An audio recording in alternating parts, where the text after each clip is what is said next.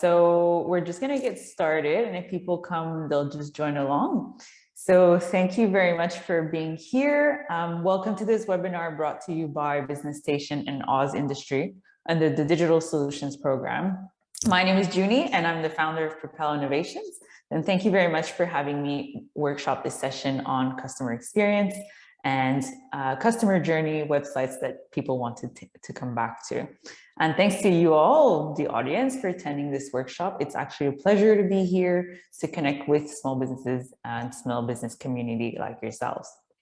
So as you probably know, as part of Business Station's Digital Solutions Program, you have access to a 7-hour personalized business mentorship for only $44. You get to meet with experts face-to-face or online for all your digital solutions to help you succeed in your business. You're also eligible for this program if you have an ABN registered in WA, Queensland, and the Northern Territory. Your business runs with the intention to make a profit, and if you employ less than 20 full-time staff members. To find out more about the range of programs from Business Station, visit their website, www.businessstation.com.au. So as mentioned earlier, my name is Junie, and I'm the founder of Propel Innovations. Propel Innovations is a UX, or user experience, service in the design and development industry to propel small, medium-sized businesses and startups to eliminate the guesswork out of people's enjoyment of their website and mobile application to build a successful business that customers keep coming back to. This is a 3-part series, and we've done part 1 last week, where we learned how to engage with your potential customers as early as possible, so that when you build the right flow, that will actually lead to better use of your digital products and sales for your customers. And today, as you're here in part 2, you'll receive full of tips that you can apply for your own business. You'll get inside scoop on a range of real-world businesses that invested in their user experience to simplify their processes for their customers so that their customers can purchase from them. And you'll also notice how that increased their business conversion. Next week, which is the last webinar of this 3-part series, you'll learn how you can dive deep into your users' minds, their emotions, and motivations with the user-centered design canvas. With this tool, you'll actually learn how to think about your users' problems from a big picture point of view by making small focused changes that make a big difference for your business.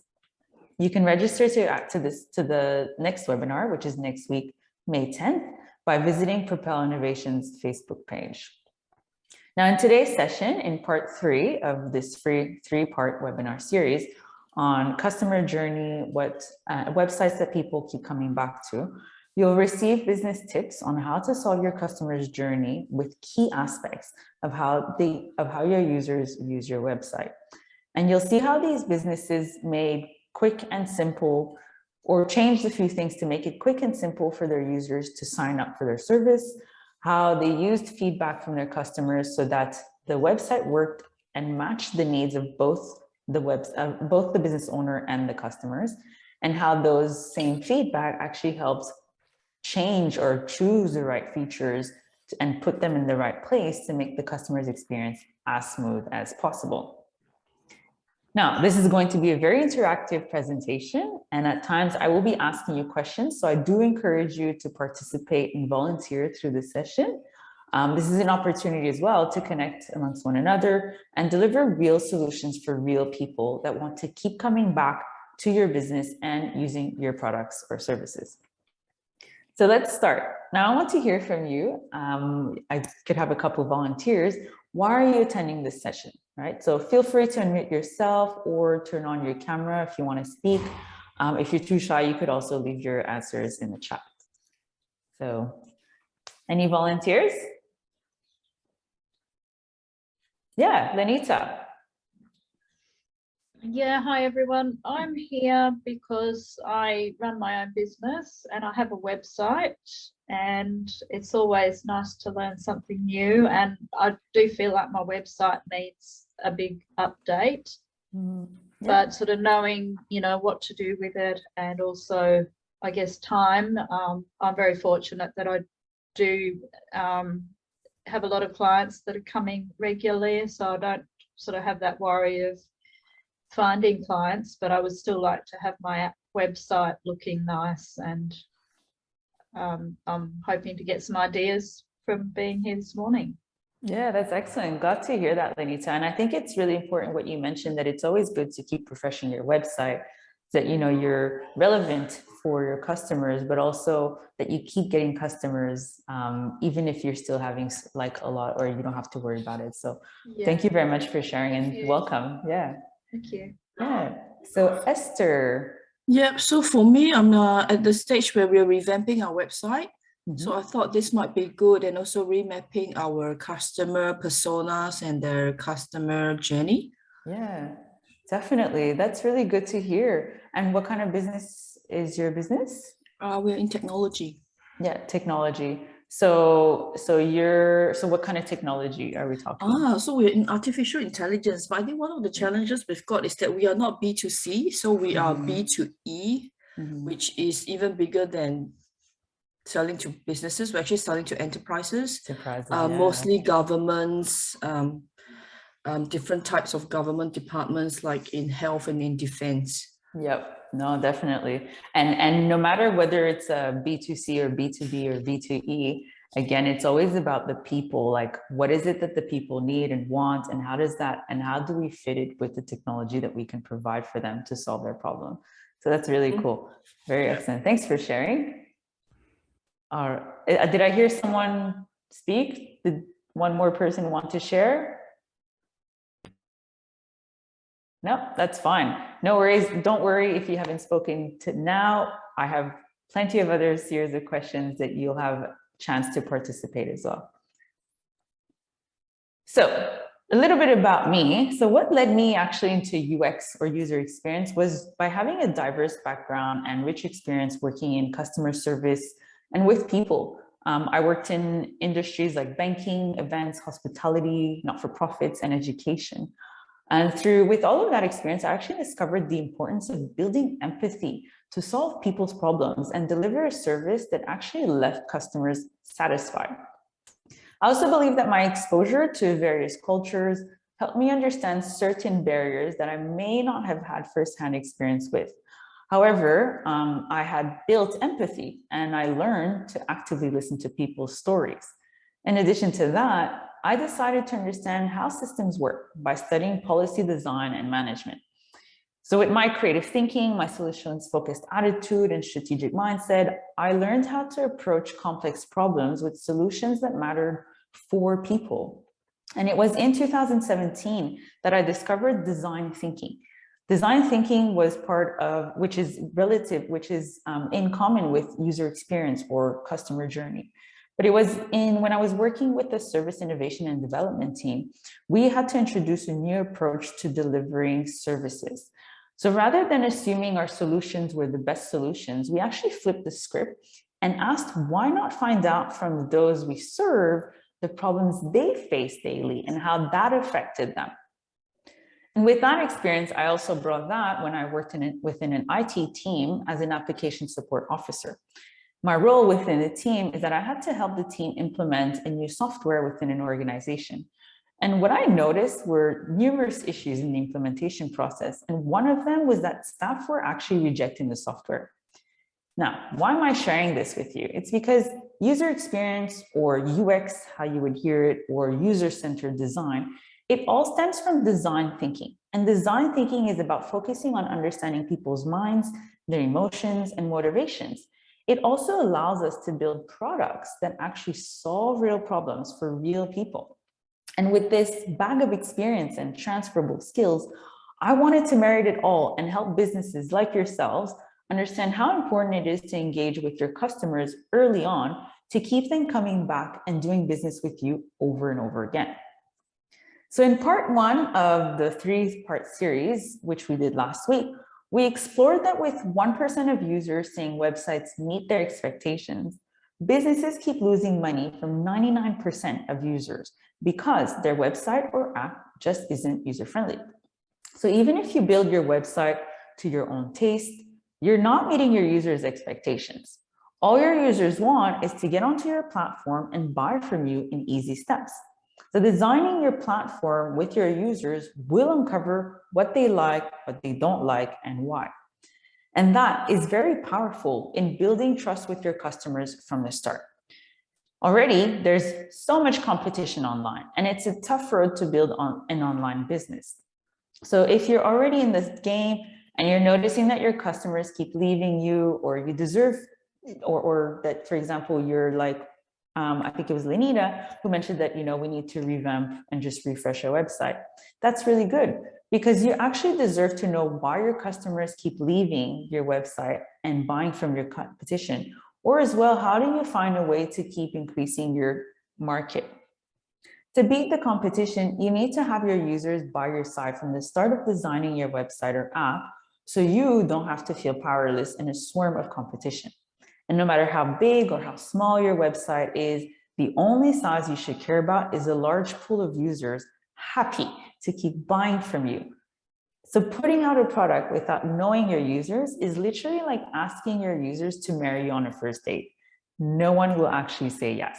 So eliminate the guesswork out of building a website and app by meeting their expectations. Now, I want to hear from you as a business. How would you rate your customer's journey in buying from you, or booking an appointment, or finding information on a scale of 1 to 10? Where 1 is that you receive heaps of complaints, and 10 means you receive heaps of compliments. So you can put in the chat what number you would sit on the scale of 1 to 10. Yep. So we've got Lenita who mentioned 10, Esther 7, we've got 8. Yep. Anyone else? How would you place your business on a scale of 1 to 10? Yep, Vivian said 7.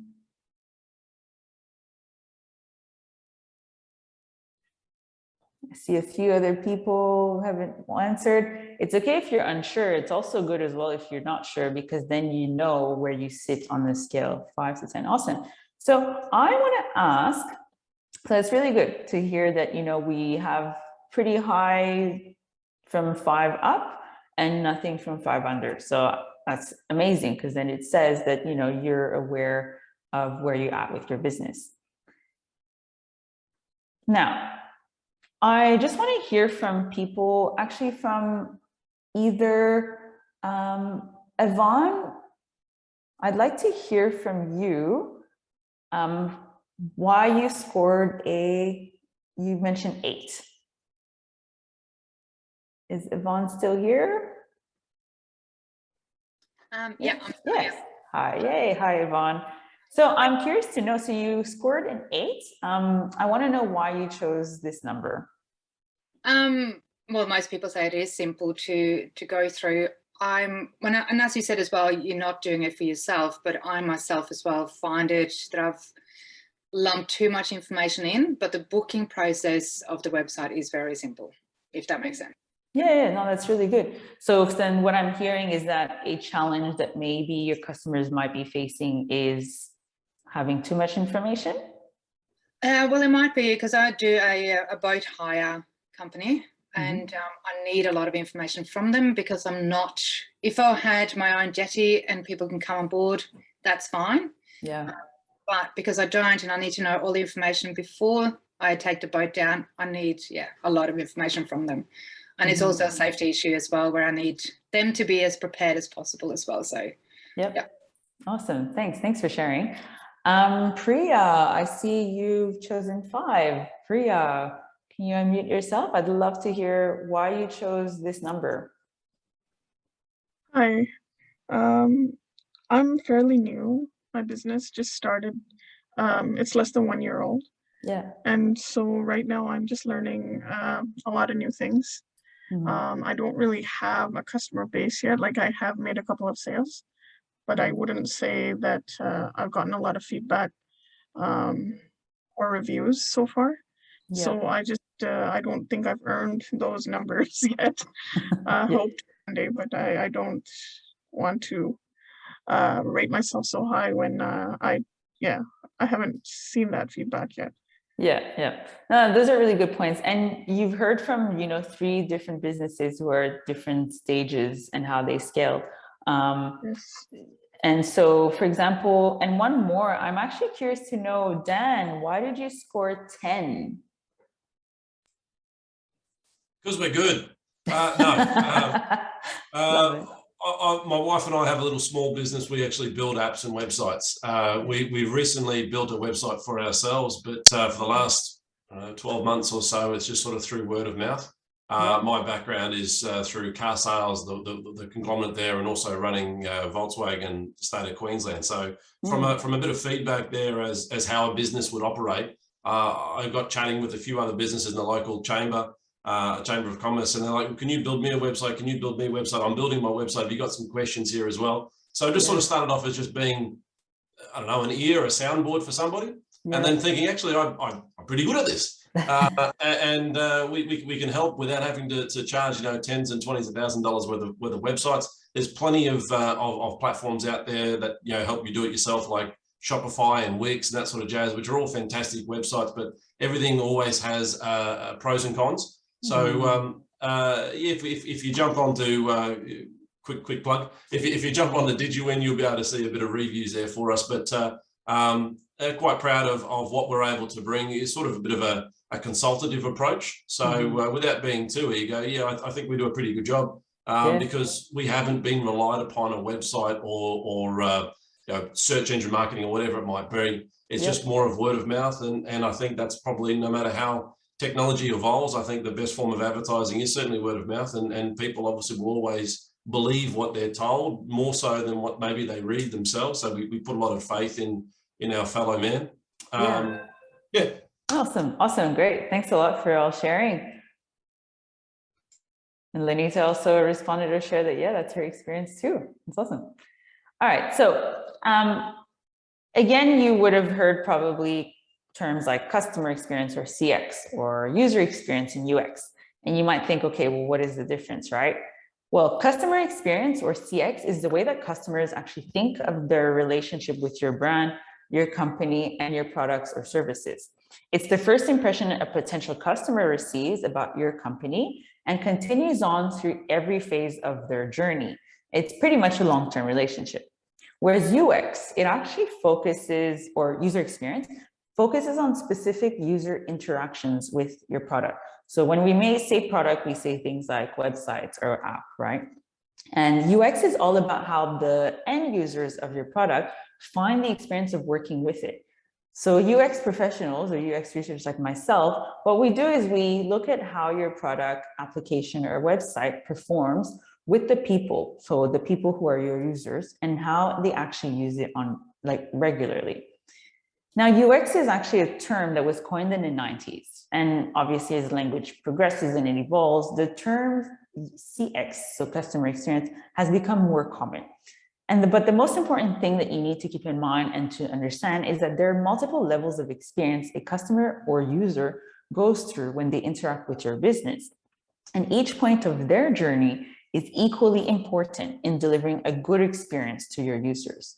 Just like Dan explained, right? So he's saying that, we know that we're really good at something. We're getting we're getting feedback from our customers. So that's also part of how you build that relationship with them. But for the sake of this workshop, I'm going to keep using the original term, which is UX, because we're focusing on the specific interaction of your customer's journey with your website or app. Now, UX, or user experience, starts from the moment you build a product, a service, or a technology. It's the experience the user gets for going through the journey from landing on your website or downloading your app to the result of what they wanted to get there in the first place. But most importantly, UX is about what people actually do and not what they say they do. It's about how people get onto your website and why they stay at a specific place on your website for 2 minutes and then leave. But you can actually find out about why they leave by speaking to them and observing what your users actually do. So no matter how big or how small your website is, the only size you should care about is a large pool of users happy to keep buying from you. So eliminate the guesswork out of building a website and app by meeting your users' expectations. With UX, what you do is you go through 2 stages in a repetitive loop until your users say, I want this. How do I buy this?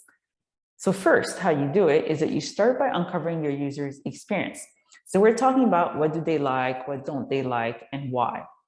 Then the next step is you design your user's experience based on their feedback, and you repeat this process every time you have a new design to build on.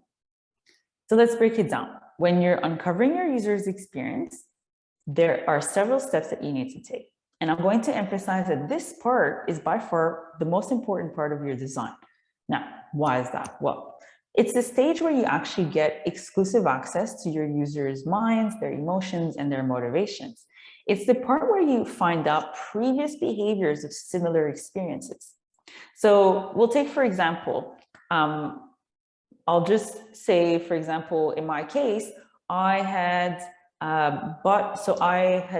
shared with the group that I do triathlon, and I went to a competition and I wanted to get onto an airline company's website to actually buy luggage, but also to buy a bike. I needed to include a bike bag. Part of that, what was going on for me was that I was given a price. Then the next step was that I needed to actually buy extra luggage. Now, not only did I have to buy extra luggage, I needed to buy the fact that I was buying because it was an oversized package.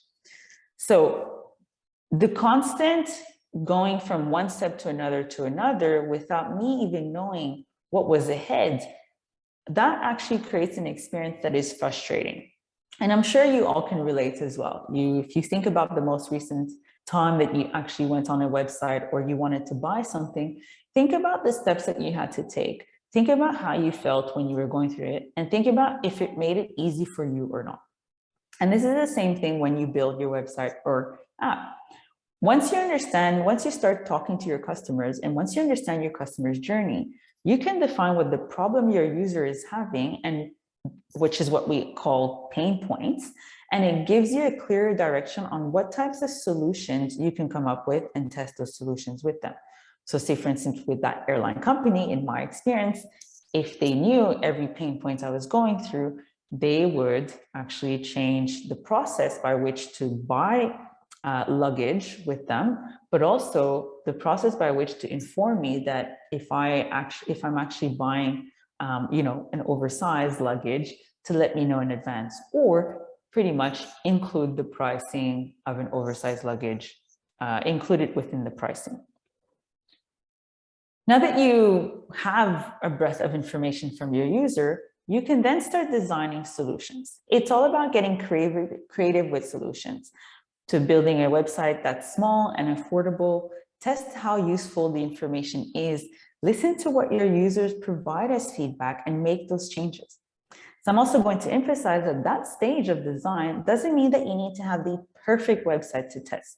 No, on the contrary, that's the step that allows you to build something simple and affordable. Go back to a pool of your users and test it again. Get their feedback, go back to your design to improve on it. And that constant loop is where you're continuously going to understand even better what your users need. And it helps to validate whether your offering is getting better and meeting your customers' expectations. And as a result, you're driving customer loyalty to your business. So the more you test the usability of your website or app with your users, the easier and simpler they become for your users. And once you've gotten to a stage where your users put their money where their mouth is, or they say, I want this, how do I buy this? That's when you know your product is ready to launch. So again, UX is about what people actually do and not what they say they do, right? So it's about why they go to a specific place and why they stay there for a couple of minutes and leave. But you can also find out why they do that by speaking to your users. And I'll show you two examples of two businesses that were at different stages of their journey and how they actually invested in UX and how that helped them. Now, this small business called TurnPath is a software company that is launching an app that helps people grow their social circles and expand on their interests in real life away from the screens. The company was receiving a lot of app downloads, but they just weren't understanding why were people abandoning it. Did you notice, though, the company asked why? The company had metrics, right? They had measures, they had data, just like the number of downloads, which is the same thing as if you look at your number of visits for your website. However, it's not enough. You need to keep scratching the surface to get to the bottom of why your customer interacts with your website in a certain way. Because at the end of the day, you and your customer's goal is to buy from you or book an appointment from you or find information about what you're offering. And if their journey doesn't get your customers to their goal, ask why. Now, with the example of TurnPath, we had two assumptions. Our first assumption was that the screens probably needed more instructions to help users have confidence to sign up. We assumed that it was possible that users didn't understand what the app did nor how it solved their problem. We also assumed that the language was probably not suitable for the company's target group. Then our second assumption was that users were aborting the app before signing up because they lost confidence to move forward based on the assumptions mentioned earlier. Also, we thought that the process was probably the reason why users weren't signing up. To validate those assumptions, we recruited 5 users within the company's target group. We interviewed them on what would make them get out of their social circles and explore new interests with new people. Then we proceeded with observing how they use the app in order to design the solution. As part of signing up, users had to actually take on several steps to sign up to then create an account. Now, I want to ask you 3 questions. I want you to guess how many steps users had to take to create an account. When was the last time you got on a website and had to take several steps to complete something? And based on the number of steps you took, by which number of steps did you start feeling frustrated or annoyed? All right. So we're going to start with the first question, and I just want you to type in. First step is I want you to guess how many steps users had to take to create an account for this app. Simple guess. Yeah, so we got Christina who said 2, Jennifer said 5, Vivian 3, 4, 5. All right. Now, when was the last time you got on a website and had to take several steps to complete something? And remember if you had to take the same amount of steps as well. Yep, so Esther said, yeah, she had to take about 2 steps. Yeah, Christina 2. Yeah, those are good numbers. Yeah. Anyone else can think of last time they had to go, they went on a website and how many steps they had taken to complete something? All right, we'll just stick with these 2. Now the third one, based on the number of steps you took, by which point did you get, by which number of steps did you start feeling frustrated or annoyed? So Jennifer said 3. Yeah, Yvonne said 2. Yep, all right, we'll stick with these numbers. Christina said did not get frustrated. All right. So, so just from hearing these numbers, right? We said you guessed that there were about 5, and that as well in terms of to a point that you get frustrated by 2 or the third one. Now let's have a look. So when people signed up, they had to fill information about their personal details. They had to share their phone number and verify their phone number. They had to choose a gender they identified as. And you and I, by this point, like we recognize these types of information, right? We've done these before if we wanted to sign up to an app or a website. And it helps you as a business to know your customers. And same thing for these users. They're familiar with it or with these types of questions they're being asked. We're all accustomed to entering our personal information to share with the business. So it's nothing new. But then by now, users selected a few topics of interest which related to what the app does. Now, remember that the aim of the app is to connect people to grow their social circles and expand on their interests in real life. So after selecting up to 10 interests, they then created an account. So they obviously knew that because the welcoming message that said hello and the person's name. And I'm bringing you onto this journey of their users creating an app. What do you think they were feeling, seeing, or thinking through each step of them having to share their information? I want someone to come and unmute themselves. What do you think by that point, they have completed 5 steps to create an account? What do you think they might have been feeling, they might have been seeing or thinking every time they completed a step to share their information? Does anyone want to unmute and volunteer? I think each one of these steps is a potential point where I'm saying, do I really want this? Yes. Yeah, that's such a good point, Jennifer. Do I really want this? And I think this is something very common, right?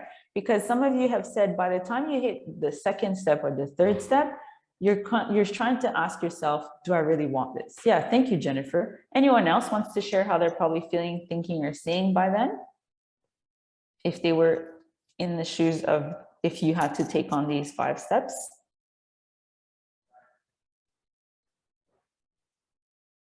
No, I guess Jennifer's answer is pretty similar and relatable to most, right? Do you really want this? All right, well, let's see if they wanted this. So remember that our first assumption, right? It was that we actually, So remember that our first assumption that the screens probably needed more instructions to help users have more confidence to sign up, or that users didn't understand what the app was doing or how it solved the problem, or that the language is probably not suitable for that group. But actually, by observing what they were doing, we actually discovered that the users got lost in the process of creating an account. One, because they didn't know what they needed to create. They didn't know that they actually needed to create an account for them to enter the app and start using the features once they signed up. 2, they also didn't know that because it was also the fact that they were asked several questions to share their information. And 3, it was only until they reached the screen to select their interest that they then connected with the purpose of the app. So stick around. I'll share how we solved this roadblock for TurnPath shortly.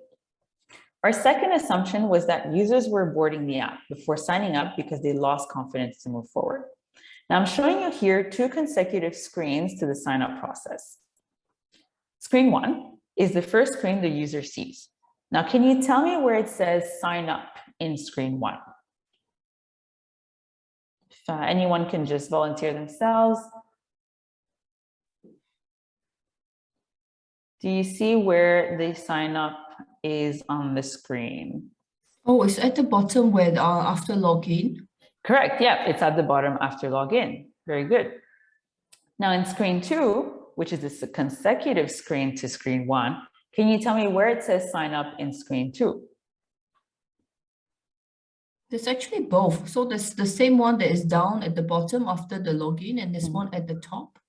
Yeah, correct. And there's one at the top. All right. Thanks a lot, Esther. That's really good. Now, keep that in mind, right? I'm actually going to show you a 30-second video of an actual observation of a user and how the flow of these consecutive screens look like in real life. And I want you to pay attention and take note on 2 things. Where does the user click to sign up? And how did the user feel when he tried signing up?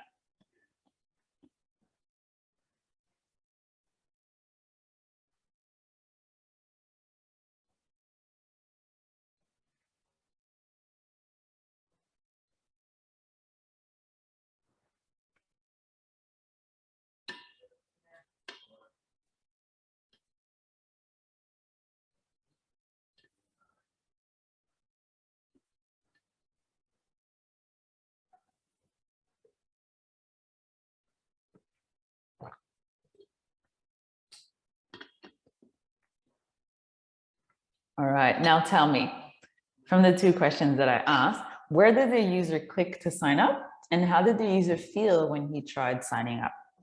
You could either leave your answers in the chat, or if I can have a volunteer to unmute themselves.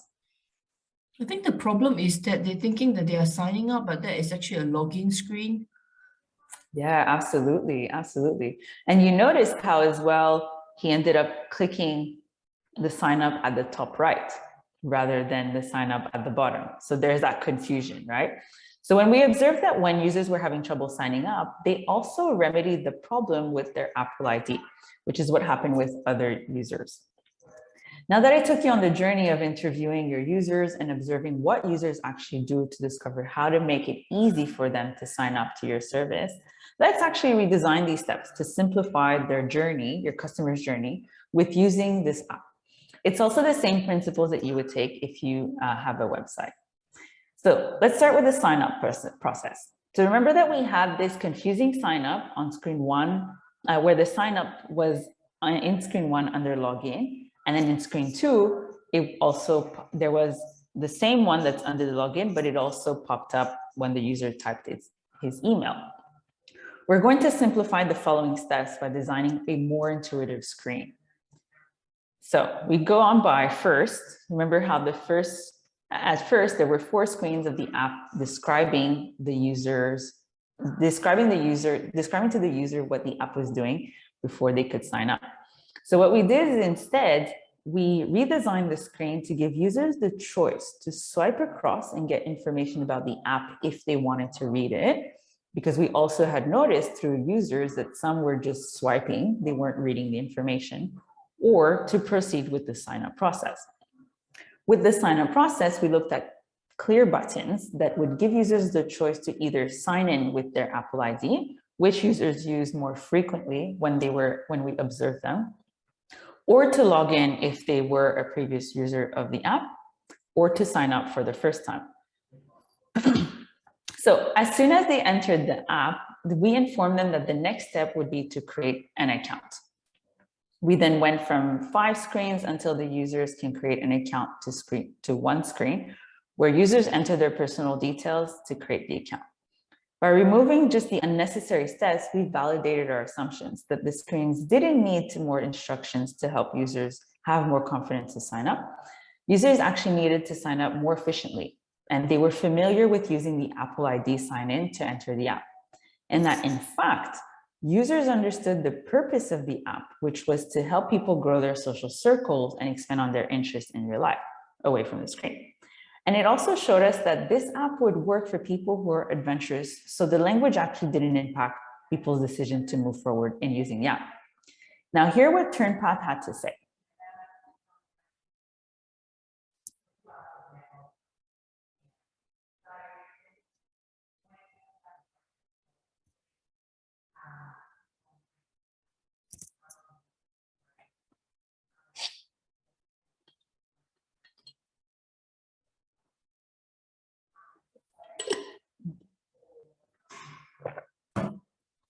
Oh.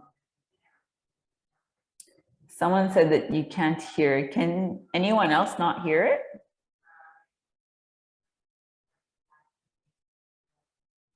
There's no sound. Okay. We're gonna try.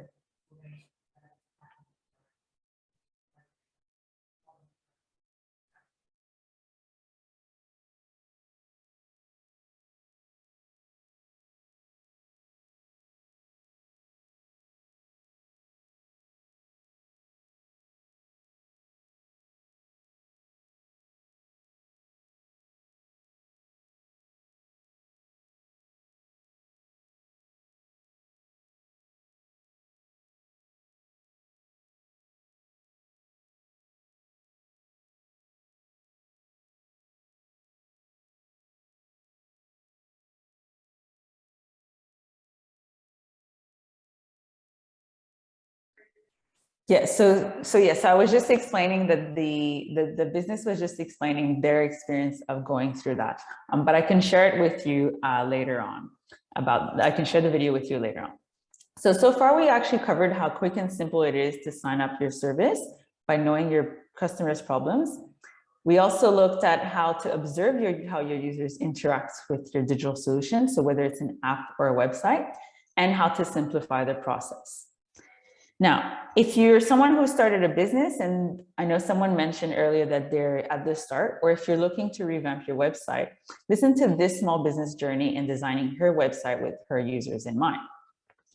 This small business is an NDIS service provider supporting young people in their recovery of mental health through a supported NDIS plan. This small business owner had a very industry-focused language for her website. And it's normal. If that's what you're used to and it's your field, you're bound to actually describe your business in the language that you know. But in reading her website, it just wasn't clear how a young person would actually connect with her services. So this small business invested in UX in designing her website with her customer's journey. This small business used feedback from her customers to make sure that her website worked to match the needs of both her customers and her business. So we actually workshop on the user-centered design canvas, what she was offering as a service and who she was targeting as her users. And with the user-centered design canvas, it actually gives you clarity of thought and process, and it gives you focus to help you think about your users' problems from a big picture point of view, while focusing on the nitty-gritty to make sure that the right features are in place so your customer's experience is as smooth as possible. And it's a practical tool to get a clear sense of your users' emotions and fears and motivations. You actually get to empathize with your users' minds, their emotions, and their motivations to make sure your website works to match the needs of both your business and your customer, who is also using your website as part of their journey with your business. So we interviewed her users, who were young people aged between 17 to 24 years old with the lived experience of anxiety or complex behaviors. And they were actually locally based in Darwin. And when we interviewed 3 young people, they shared similar experiences in searching for mental health services online, what they offered and how these services could have helped them. And during those interviews, what we discovered and what helped this small business actually validate what she was offering and what she knew about her users. And it actually helped us realize what her point of difference was for how she would position herself within the industry. So what we discovered is that we discovered these few things. First, we had the right target group, so which is really good. We only simply added that people with autism were also part of a group that we needed to consider. Second of all, we also discovered that young people communicated their problems, their motives and fears very differently to the business owner. So I'll give you an example. Through this process, the business owner was actually describing young people's fears using terms like self-doubt or poor mental health literacy. Whereas young people, when they shared their fears, they said things like, I felt nervous when meeting the counselor or psychologist for the first time. Now, can you describe the difference with the language used from the business owner and the young person? Does anyone want to volunteer? Can you describe what the difference was in terms of language used? Does anyone want to volunteer? Sandra.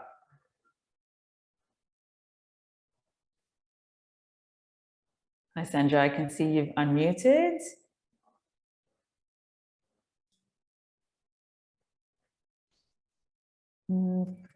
Can't hear you.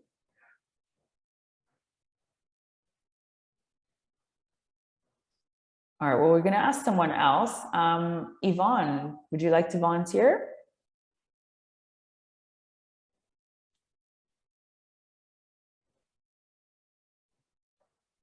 Or you can put in, you can put in, if you don't want to volunteer, you can put your answers in the chat, right? So what was the difference in terms of the language used between the business owner and the young people? So like I said, the business owner identified her users' problems as saying things like young people's fears about, going to mental health service was self-doubt, poor mental health literacy. Whereas young people said, I felt nervous when meeting counselors or psychologists for the first time. What can you tell in terms of the difference in the language? It's Jennifer here. I think it's about the actual experience versus a judgment on people, really. And if you make that judgment and use that language to people, they're not going to identify with it. Yeah, and that's a very good point, right? The judgment part. So our perceptions might be very different to someone who's actually lived it or who's actually had to go through every step of the experience. Vivian, you mentioned gap in understanding. Do you want to share with us what do you mean by that?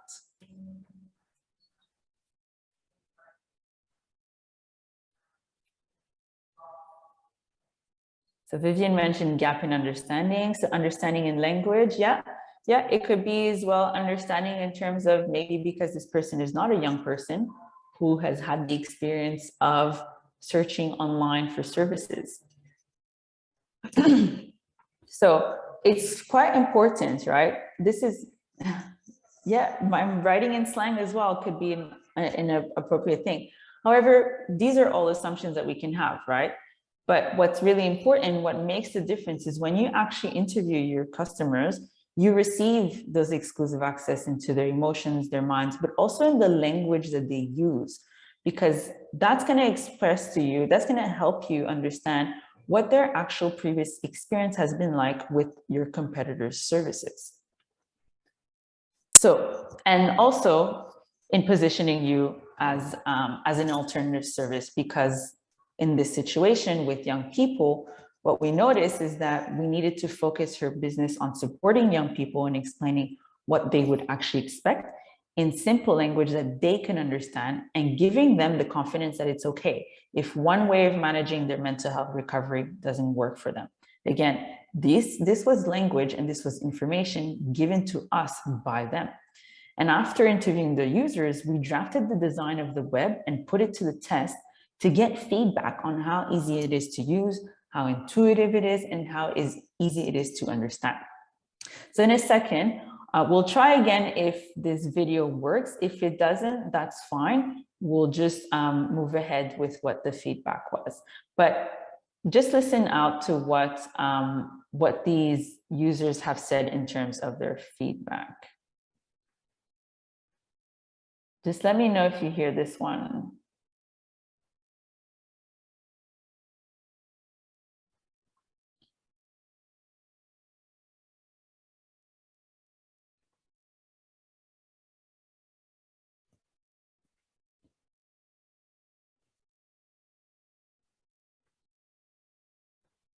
Okay, so no, everyone says no sound. Okay, really sorry about that. It's unfortunate, but it's okay. We will share those videos with you. You'll get access to that and you'll be able to have sound with it. So it might have been some connection issue. That's fine.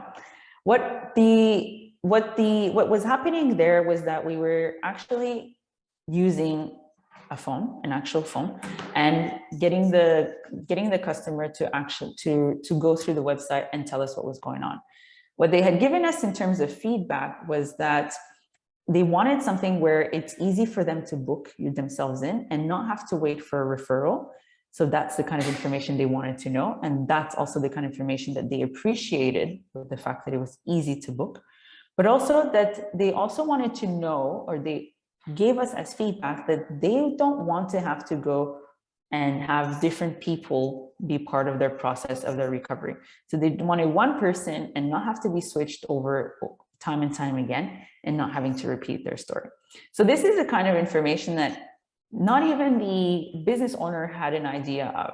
And that's why it's so valuable and it's so rich in terms of information, because then when it was time to actually redesign the features and the website, we use the user's feedback and we put the right features in the right place to make the customer's experience as smooth as possible. So that, you know, if they needed to book their appointment, we placed the booking appointment buttons where it was, where the users gave us feedback to put them there. Or also in terms of the services that were offered, which was the lived experience and the coaching support, which were the services that the users said we'd like, that we received feedback on users about. We also used users' language as part of their feedback to position the business owner as a service that they can book themselves, that young people can book themselves in without a referral, and having the same coach on that mental health recovery process. So as part of testing if your website is easy to use, remember that it's also important to check the mobile version of your website. So we're going to skip this because, again, you mentioned that you didn't hear that there's no sound, but this is again the business owner expressing her experience. It was her first experience, and for her, it was quite, at first, she felt vulnerable because she didn't really know what, like, how would that impact knowing or understanding what people are saying about her website. But in the end, by hearing what her customers said, she actually expressed that it was fantastic because it helped her connect with her customers and actually helped her understand that what she's actually offering will actually help. So if you started your website, or you're looking to revamp your website to make it simple and easy to use for your users who are your customers, I will show you then in the next episode how to think about your users' problems from a big picture point of view, and to make changes that make a big difference in how to position your offering with confidence. In the last webinar, which is next week, which is called Build a Competitive Business by Knowing Your Buyers Better, you'll learn how you can deep dive into your users' minds, their emotions and motivations with the user-centered design canvas. And you can register to the event by visiting Propel Innovations' Facebook page. Now that you've heard about real businesses investing with their customers' journey, how would this benefit you and why? You can share in the chat, or you can unmute yourself.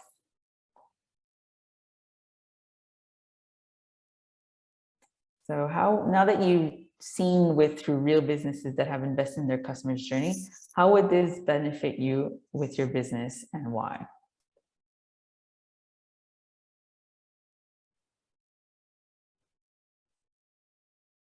Does anyone want to unmute themselves and share, or you could also share in the chat?